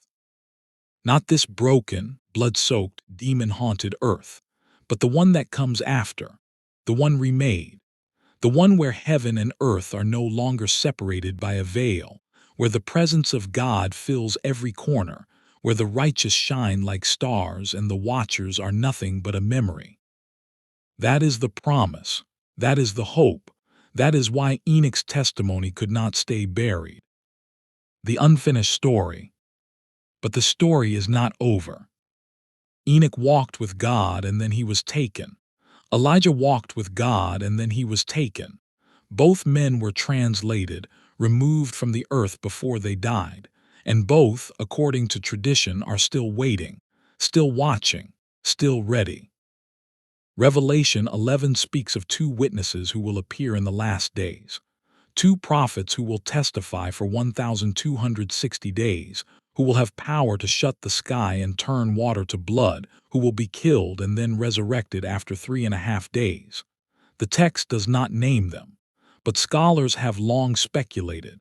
Enoch and Elijah, the two men who never died, the two whose testimony is not finished.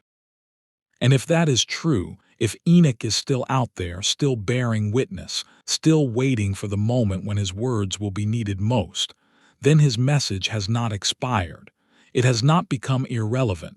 It has simply been paused, waiting for a generation that would need to hear it, a generation that would face the same temptations the antediluvians faced, the same seduction of knowledge without wisdom, the same promise of power without accountability, the same blurring of boundaries that led to the flood. That generation is here, now, and the testimony of Enoch is no longer buried. It is available, accessible, waiting to be read by anyone with eyes to see and ears to hear. The Watchers are still bound, but their teachings are not. The Nephilim are still dead, but their spirits are not. The flood has passed, but the corruption has returned. And the choice, the same choice humanity has always faced, is laid before you once more. Will you walk with God, or will you walk with the Watchers? Will you seek wisdom or just knowledge? Will you pursue holiness or just power? Will you submit to the Creator, or will you reach for the forbidden fruit and call it progress? The Book of Enoch does not tell you what to choose. It simply shows you the cost of choosing wrongly and the reward of choosing well. The rest is up to you. The legacy of the seventh. Enoch was the seventh from Adam. In Hebrew numerology, 7 is the number of completion, of perfection, of divine order. And Enoch, this man who lived 365 years, 1 year for every day of the solar calendar, embodied that order. He walked in rhythm with creation, in step with the Creator. And because of that walk, he saw what others could not. He was entrusted with secrets that the angels themselves longed to understand. He was taken up into the throne room and shown the end from the beginning. And he wrote it all down, knowing that one day, in a time far beyond his own, his words would be needed. That day is today. The church councils tried to bury his testimony, but you cannot bury truth forever. It rises. It breaks through. It finds its way into the hands of those who are hungry for something more than comfortable lies. The Book of Enoch is not comfortable. It is not safe. It is not a text you read to feel good about yourself. It is a text you read to understand the world as it actually is, not as you wish it were. It strips away the illusions. It exposes the machinery of corruption. It reveals the players in the war you did not know you were fighting. And then it hands you a choice. Ignorance is no longer an option. You know too much now. You have heard the testimony of the man who walked with God. You have seen what the councils tried to hide. You have been given the same knowledge that made powerful men nervous enough to erase an entire book from the canon. What you do with that knowledge will define you. Will you dismiss it? Call it mythology, ancient superstition, irrelevant to your modern life? That is the easy path, the safe path, the path that requires nothing of you. Or will you let it change you? Will you let it open your eyes to the war that is raging around you, the forces that are working to seduce and corrupt and destroy? Will you let it awaken something inside you that has been asleep too long? The knowledge that you were made for more than passivity, more than consumption, more than comfortable numbness. You were made to walk with God, the way Enoch did, and that walk is not a metaphor. It is not a religious cliché. It is a daily, deliberate, dangerous choice to align yourself with the Creator instead of the creation, to seek His voice above all the others, to trust His wisdom even when it contradicts your desires. That walk will cost you. It cost Enoch his normalcy. It will cost you yours, but it will also give you something the world cannot offer and cannot take away. It will give you truth, clarity, purpose, and a place in the story that began before the foundation of the world and will not end until the last enemy is defeated and the last soul is judged. The Book of Enoch was banned for a reason, because it tells you that the war is real, that the enemy is ancient and cunning and patient, that the world you see is not all there is, that you have a choice, that your choices matter, that the outcome, though certain, still requires your participation. And that is the most dangerous knowledge of all, because once you know you are in a war, you can no longer pretend to be neutral. You are either with the Creator or you are with the rebellion. There is no middle ground, no safe distance, no observer mode.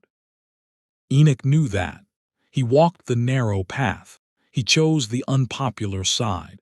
He bore witness to things that made him an outsider in his own generation, and for that faithfulness he was taken, translated, lifted beyond death into the presence of the one he had walked with all his life. That same invitation is extended to you, not to be perfect, not to have all the answers, but to walk, one step at a time, with your hand in the hand of the one who created the stars and knows your name. The watchers fell because they wanted more than they were given. Humanity fell because it listened to the same lie.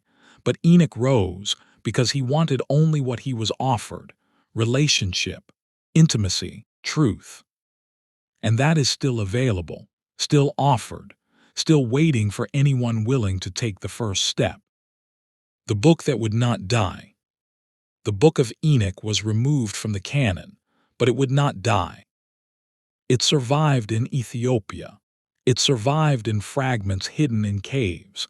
It survived in references scattered throughout the New Testament. It survived in the memories of those who believed its testimony, even when they were told they should not.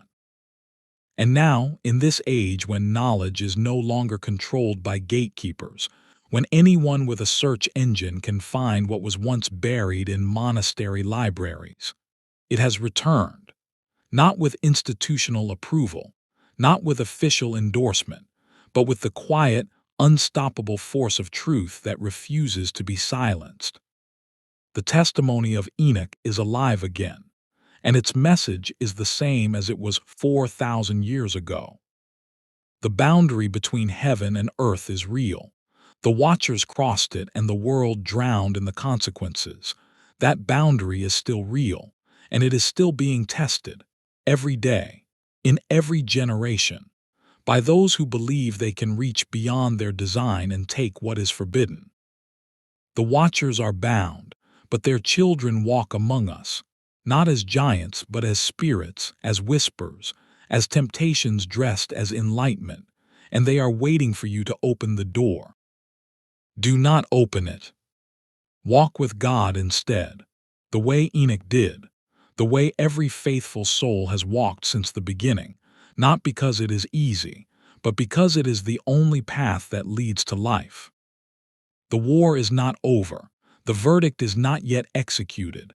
The judgment is coming, but it is not here yet, which means there is still time, still opportunity, still grace for those who will turn from the lies and walk toward the truth. Enoch saw the end. He saw the throne. He saw the judgment. He saw the righteous vindicated and the wicked condemned. And he wrote it all down not to terrify you but to prepare you. Because when the end comes, and it will come, you will not be able to say you were not warned. The Book of Enoch was banned for a reason. Now you know what that reason was. Now you know what they tried to hide. Now you know the story they did not want you to hear. The question is, what will you do with it?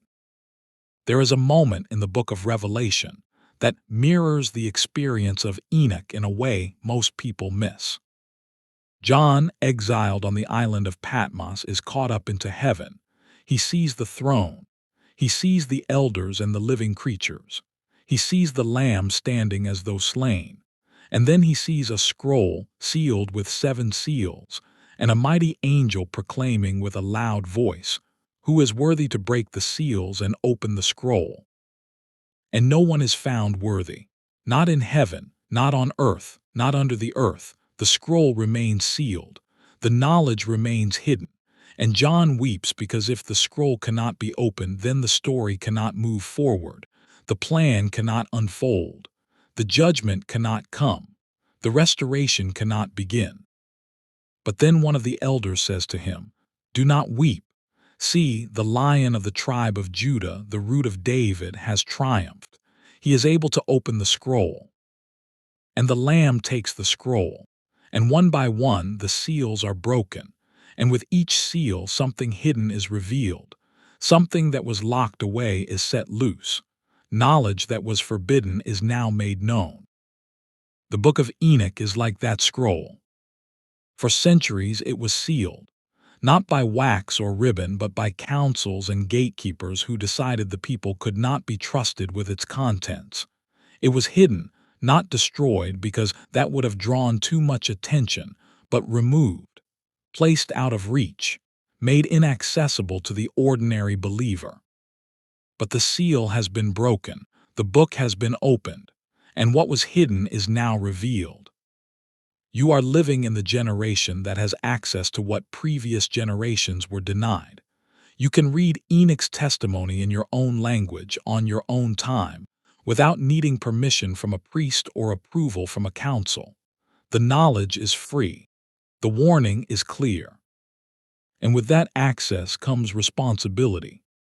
Because ignorance is no longer an excuse. You cannot claim you did not know. You cannot say you were never told. The testimony of the man who walked with God is in your hands. The story of the watchers, the Nephilim, the flood, the judgment, it is all there, preserved, waiting. The question is not whether you will read it. The question is whether you will believe it, whether you will let it shape the way you see the world, whether you will let it change the way you live. The test of every generation. Because here is what the Book of Enoch ultimately reveals. Every generation faces the same test. The test is not about information. It is not about how much you know or how smart you are. The test is about allegiance.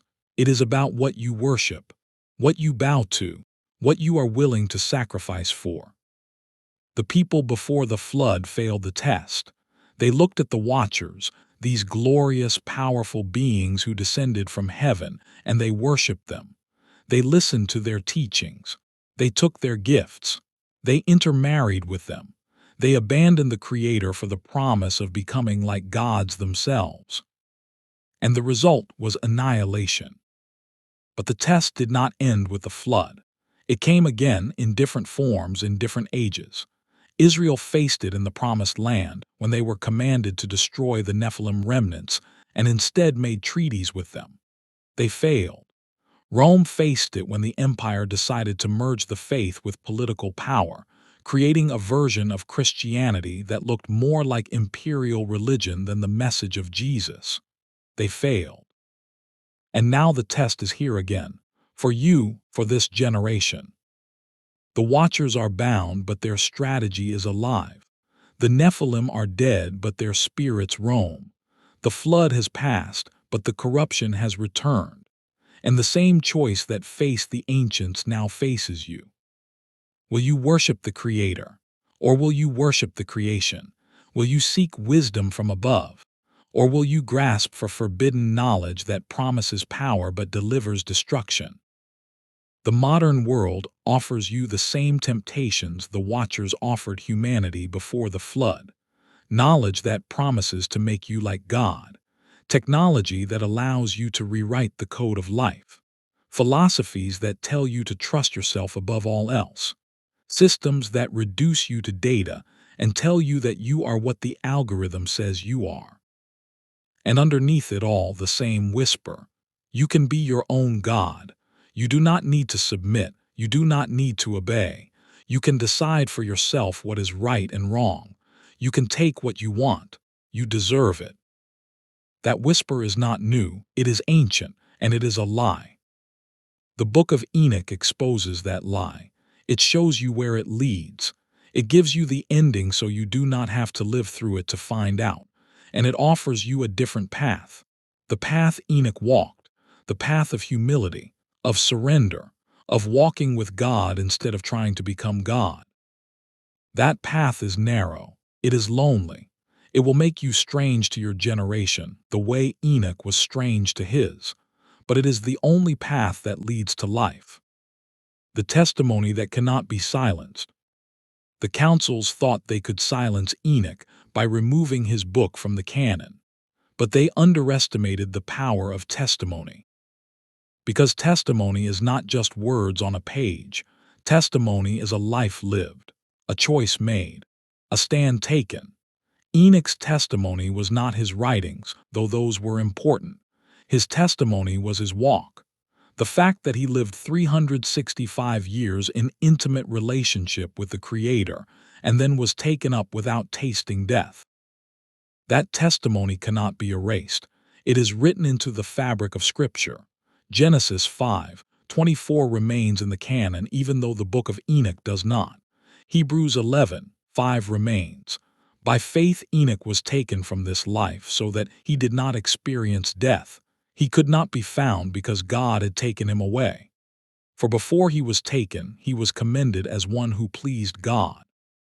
The councils could not remove that. They could not erase the fact that a man walked with God so closely that death could not touch him. That testimony endures. It challenges. It invites.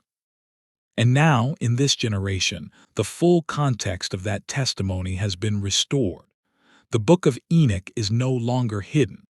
The story of the Watchers is no longer suppressed. The warning is no longer muffled.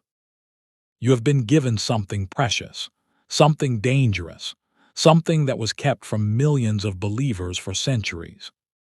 The question is, will you honor that gift? Will you read it with humility and discernment? Will you let it challenge your assumptions and awaken you to the reality of the war you are in? Or will you dismiss it, set it aside as interesting but irrelevant? Return to the comfortable ignorance that asks no hard questions and demands no difficult choices. The testimony of Enoch will not force itself on you. It will not demand your attention or compel your belief. It simply stands there, like a signpost at a crossroads, pointing you toward a path most people do not see. You can ignore it, you can walk past it, you can choose the wide road that everyone else is walking. That is your right. But you cannot say you were not shown the alternative. Walk. So here is what I leave you with. Not a command, not a guilt trip, just an invitation. Walk with God. Not someday, not when you have it all figured out, not when you are good enough or holy enough or knowledgeable enough. Now, today, in the midst of your doubts and questions and struggles. Just walk. One step, then another, not because you see the whole path, not because you understand everything, but because Enoch walked this way before you and he found something worth giving up everything for. He found relationship, intimacy, truth that does not shift with the culture or bend to convenience. And if you take that first step and then the next, you will begin to see what Enoch saw. Not visions of heaven necessarily, not dramatic revelations, but clarity. The world will start to make sense in a way it never did before. The patterns will become visible. The lies will lose their power. The noise will fade. And you will realize you are not walking alone. The same God who walked with Enoch is walking with you. The same presence that guided him through a world drowning in corruption is guiding you through yours. The same voice that whispered truth to him in the silence is whispering truth to you, if you will quiet yourself long enough to hear it. The Book of Enoch was banned because it empowered the individual believer, because it said you do not need an institution to mediate between you and God. You do not need permission to seek His face. You do not need credentials to walk with Him. You just need willingness, humility, faith. And those are not controlled by councils. They are not distributed by hierarchies. They are available to anyone, beggar or king, slave or free, the educated and the illiterate, anyone who is willing to take the first step. Enoch was the seventh from Adam. He was not special by birth. He was not chosen because of his lineage or his status. He was chosen because he chose to walk. And that same choice is before you now. The Watchers fell because they wanted more than they were given. Humanity fell because it listened to the lie that promised godhood. But Enoch rose because he wanted only what was offered, relationship with the Creator, nothing more, nothing less. That is still the offer, that is still the path, that is still the way home. The Book of Enoch was banned for a reason, because it tells you the truth about the war you are in, about the enemy you face, about the choice that defines your existence. But it also tells you something else, something the councils could not suppress no matter how hard they tried. The war is already won. The verdict is already written. The enemy is already defeated. And those who walk with God, who choose His side, who trust His wisdom, who surrender to His plan, will stand with Him when the final judgment comes. Not because they were perfect, not because they never stumbled, but because they walked, faithfully, humbly, one step at a time. That is the testimony of Enoch. That is the message they tried to bury. That is the truth that has survived councils and fires and centuries of silence. And now it is yours. What will you do with it? The end is the beginning. The Book of Enoch ends with a vision of the new earth, the world remade, the corruption purged, the boundaries restored, heaven and earth united once more, the way they were always meant to be. Enoch saw that world. He walked in the vision of it, and then he was taken into it, translated from this broken reality into the restored one. He did not have to wait for death. He did not have to endure decay. He simply stepped from one world into the next, guided by the hand of the one he had walked with all his life. That same future is waiting for all who walk with God, not as a reward earned by perfect obedience, but as a destination reached by faithful steps.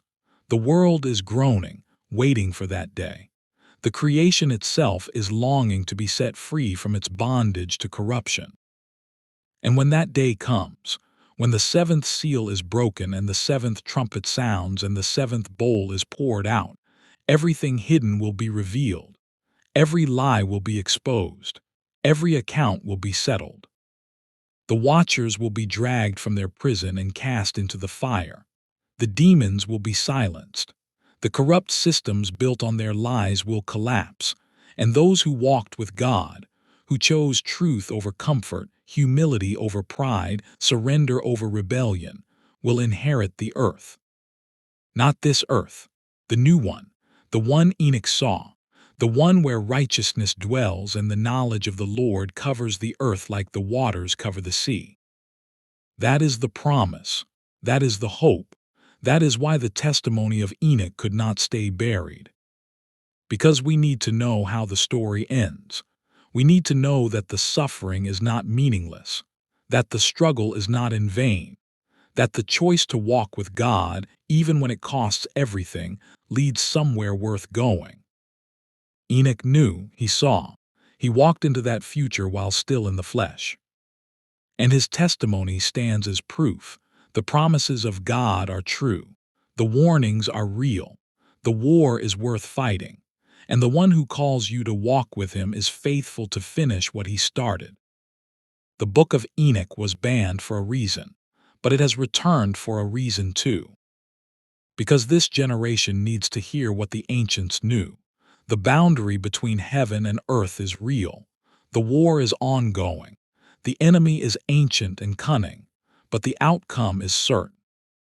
God wins, truth wins. Those who walk with him win. And all you have to do is take the first step. Walk.